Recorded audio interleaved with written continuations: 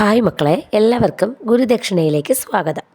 ഇന്ന് നമ്മൾ ചർച്ച ചെയ്യുന്നത് 8ാം ക്ലാസ്സിലെ നിങ്ങൾ ഓർക്കുക എന്ന പാഠഭാഗത്തിലെ പ്രവർത്തനങ്ങളാണ്. പാഠപുസ്തകത്തിലെ പ്രവർത്തനങ്ങളോടൊപ്പം പരീക്ഷയ്ക്ക് ചോദിക്കാൻ സാധ്യതയുള്ള മറ്റു ചോദ്യങ്ങളും അവയുടെ ഉത്തരങ്ങളും കൂടി ടീച്ചർ ഇതോടൊപ്പം തരുന്നുണ്ട്. ഒറ്റ മാർക്കിൻ്റെ ചോദ്യങ്ങൾ ടീച്ചർ ഷോർട്സായി ഇട്ടിട്ടുണ്ട് കേട്ടോ. അപ്പോൾ എല്ലാവരും അതുകൂടി ഒന്ന് കണ്ട് പഠിച്ചിരിക്കണം. ഇനി നമുക്ക് പ്രവർത്തനങ്ങളിലേക്ക് പോകാം. പാഠപുസ്തകത്തിലെ ആദ്യ ചോദ്യമാണ് നമ്മൾ ആദ്യം നോക്കുന്നത്. ഒന്നാമത്തെ പ്രവർത്തനം കണ്ടെത്താം പറയാം. സമൂഹത്തോട് കവി ഉന്നയിക്കുന്ന പ്രധാന ചോദ്യങ്ങൾ എന്തെല്ലാം? ആൻസർ നോക്കാം. മേലാള വിഭാഗത്തിൻ്റെ സുഖസമൃദ്ധിക്ക് വേണ്ടി സ്വന്തം ആയുസ്സും ജീവിതവും ബലിയർപ്പിച്ച അധ്വാനവർഗം ഇവിടെ ഉണ്ടായിരുന്നു. അവരെ അധകൃതർ എന്നും മുദ്രകുത്തി മേലാള വിഭാഗം പൊതുസമൂഹത്തിൽ നിന്നും മാറ്റി നിർത്തി. ആ മേലാള സമൂഹത്തോടാണ് മണ്ണിൽ വിയർപ്പൊഴുക്കുന്നവൻ്റെ മാതാവായ പ്രകൃതി, അതായത് കുറത്തി, ചോദ്യങ്ങൾ ചോദിക്കുന്നത്. കുറത്തിയുടെ ചോദ്യങ്ങൾ ഓരോന്നും കവിയുടെ വാക്യങ്ങളാണ്. നിങ്ങൾ എൻ്റെ കറുത്ത മക്കളെ ചുട്ടു തിന്നുകയാണോ? നിങ്ങൾ അവരുടെ നിറഞ്ഞ കണ്ണുകൾ ചൂഴ്ന്നെടുക്കുന്നു. ഞങ്ങളുടെ കുഴിമാടം കുളം തോണ്ടുന്നു. നിങ്ങൾ ഓർക്കണം നിങ്ങൾ എങ്ങനെയാണ് നിങ്ങളായതെന്ന്. കൂടാതെ ഞങ്ങൾക്ക് നാണം മറയ്ക്കാൻ വസ്ത്രം എവിടെ? അന്തിയുറങ്ങാൻ ചേക്ക എവിടെ? അന്ത്യത്തിരി കൊളുത്താൻ എണ്ണ എവിടെ? തുടങ്ങിയ ചോദ്യങ്ങളാണ് കുറത്തിയിലൂടെ കവി ചോദിക്കുന്നത്. ഇനി രണ്ടാമത്തെ ചോദ്യമായ ചർച്ച ചെയ്യാം. അപ്പോൾ അതിൽ രണ്ടാമത്തെ ചോദ്യം ഇതാണ്: നിങ്ങൾ ഓർക്കുക നിങ്ങളെങ്ങനെ നിങ്ങളായെന്ന്. ഇങ്ങനെ ഒരു ഓർമ്മപ്പെടുത്തലിന് കവിയെ പ്രേരിപ്പിച്ച ഘടകങ്ങൾ എന്തെല്ലാം? അപ്പോൾ ഉത്തരം നോക്കാം. അടിസ്ഥാന വിഭാഗത്തിൻ്റെ അധ്വാന ബലത്തിൽ ഉയർച്ച നേടിയവരായിരുന്നു മേലാള വിഭാഗം. അവർക്ക് സുഖസൗകര്യങ്ങൾ ഒരുക്കാൻ വിയർപ്പൊഴുക്കിയവർ ജീവിതത്തിൽ എവിടെയോ മാറ്റി നിർത്തപ്പെട്ടു. എന്നാൽ ഇങ്ങനെ സമൂഹം അനുഭവിക്കുന്ന സുഖസൗകര്യങ്ങൾ എല്ലാം തന്നെ അധകൃതരായ അവരുടെ സംഭാവനയും അധ്വാന ഫലവും തന്നെയാണ്. സ്വന്തം ജീവിത സുഖങ്ങളെല്ലാം ഉപേക്ഷിച്ച് നാം ഇന്ന് കാണുന്ന പുരോഗതിയിലേക്ക് നമ്മെ കൊണ്ടെത്തിച്ചവരാണ് സമൂഹത്തിൻ്റെ അരികുകളിൽ ജീവിക്കുന്ന ആദിവാസികളും അവഗണിക്കപ്പെട്ട മറ്റു സമൂഹങ്ങളും. അവരെല്ലാം തന്നെ പ്രകൃതിയാകുന്ന കുറത്തിയുടെ കറുത്ത മക്കളാണ്. കാടു കയ്യേറി അവരുടെ ജീവിതവും സമ്പത്തും നിരന്തരം ചൂഷണത്തിന് വിധേയമാക്കുന്നത് കവി മനസ്സിൽ പ്രതിഷേധ മനോഭാവം ഉണ്ടാക്കുന്നു.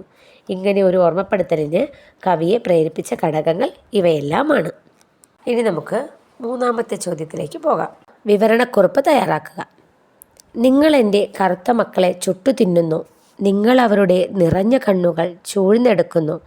ഒരു കാലത്തിൻ്റെ സാമൂഹിക അവസ്ഥയുടെ സൂചനയാണ് ഈ വരികൾ. മറ്റു വരികൾ കൂടി വിശകലനം ചെയ്ത് കവിതയിൽ തെളിയുന്ന സാമൂഹിക ജീവിതത്തെ കുറിച്ച് വിവരണക്കുറിപ്പ് തയ്യാറാക്കുക. ഇവിടെ അടിച്ചമർത്തപ്പെട്ട അരുകുജന്മങ്ങളെക്കുറിച്ചാണ് പ്രതിപാദിക്കുന്നത്.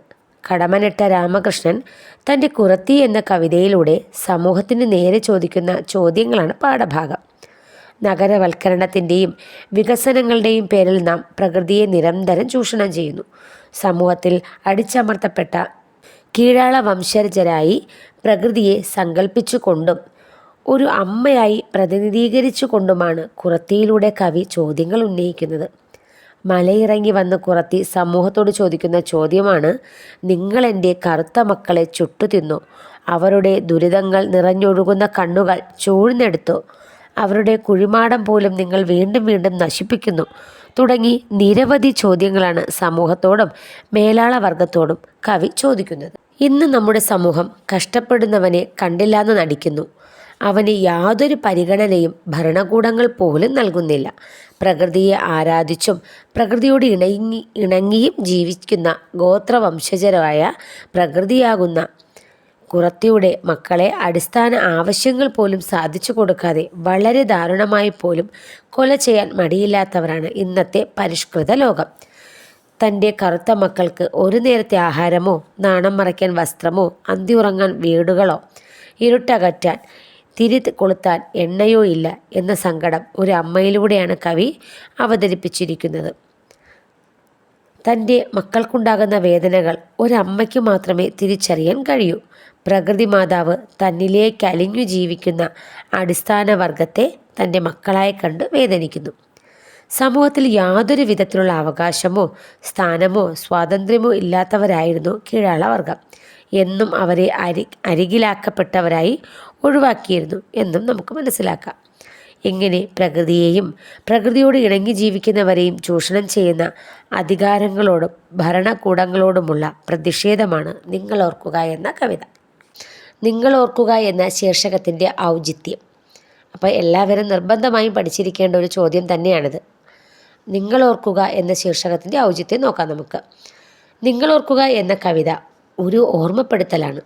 പരിഷ്കൃത ലോകത്ത് ജീവിക്കുന്ന ഇന്നത്തെ സമൂഹം അനുഭവിക്കുന്ന സുഖസൗകര്യങ്ങളെല്ലാം തന്നെ അധ്വാനവർഗത്തിൻ്റെ വിയർപ്പ് തുള്ളികളിൽ നിന്നും ഉണ്ടായതാണ് എന്ന ഓർമ്മപ്പെടുത്തലാണ് ഈ കവിത.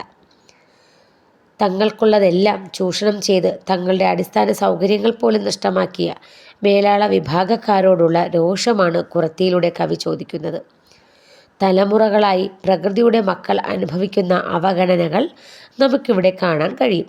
അധ്വാനിക്കുന്ന ഒരു വിഭാഗത്തെ ചൂഷണം ചെയ്ത് ആ സൗകര്യങ്ങളിൽ സുഖലോലുപരായി കഴിയുന്ന സമൂഹത്തോടുള്ള കവിയുടെ പ്രതിഷേധമാണ് നിങ്ങളോർക്കുക എന്ന ശീർഷകത്തിൽ കാണാൻ കഴിയുന്നത്. ഇനി ടീച്ചർ ഒരു ചോദ്യം കൂടി നിങ്ങൾക്ക് നൽകുന്നുണ്ട്. അതും കൂടി നോക്കാം നമുക്ക്. എവിടെ ഞങ്ങളുടെ കരിപുരണ്ടു മെലിഞ്ഞ പൈതങ്ങൾ, അവർ കന്നമെവിടെ നാണമെവിടെ? ഇപ്പോൾ കാവ്യ സന്ദർഭം വിശകലനം ചെയ്യുക.